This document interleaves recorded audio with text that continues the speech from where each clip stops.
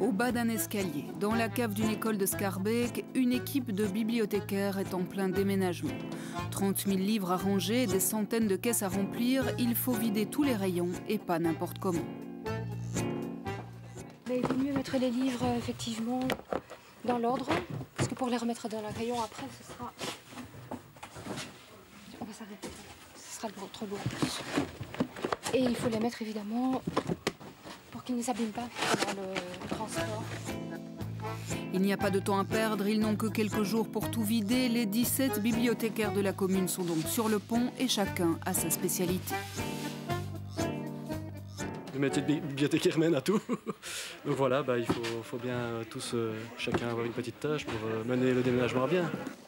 Vous avez une idée du nombre de caisses qu'il y aura remplies comme ça? Là, apparemment, on en a commandé 1500 en tout et je pense qu'on est déjà à 750 caisses sûrement. Donc voilà, ça fait déjà un bon paquet. On a dû un petit peu élaguer parce qu'on profite justement du déménagement pour mettre un peu à jour nos collections, enfin retirer ce qui sort moins. Et on va justement recommander des choses un petit peu plus récentes pour compléter le fond. Des livres d'histoire ou de géographie, ils sont souvent demandés? Oui. C'est probablement dans les documentaires, qu'est-ce qui sort le plus? Ce qui sort le plus, avec notamment tout ce qui est art.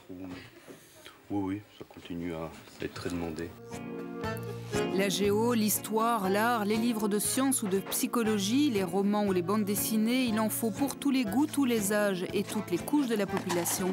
C'est l'essence même d'une bibliothèque. C'est effectivement, je pense, un lieu aussi où tout le monde peut se retrouver sans qu'il y ait de ghetto, sans qu'il y ait de jugement d'un public par rapport à l'autre. Et donc, c'est un des seuls lieux dans la commune en fait, où les publics ne sont pas vraiment ciblés. On ne touche pas uniquement un type de public, comme par exemple les personnes âgées ou les enfants. Où c'est vraiment un public fréquenté par tout le monde et en même temps. La philosophie restera, mais le lieu va changer. Adieu les 400 mètres de cette cave, place à ce tout nouvel espace, 1200 mètres carrés répartis sur 3 étages dans un bâtiment flambant neuf. Le jour J approche à grands pas, avec dans l'équipe un mélange d'excitation, d'impatience, peut-être un brin de nostalgie et aussi un peu de fatigue. C'est du travail, c'est lourd, parce que hier on a passé déjà toute la journée à faire beaucoup de caisses. Mais on est content de quitter notre cave parce qu'on était dans un sous-sol, donc on est vraiment content d'aller dans un espace beaucoup plus grand. C'est assez pénible de quitter quelque chose qu'on a mis sur pied il y a des années.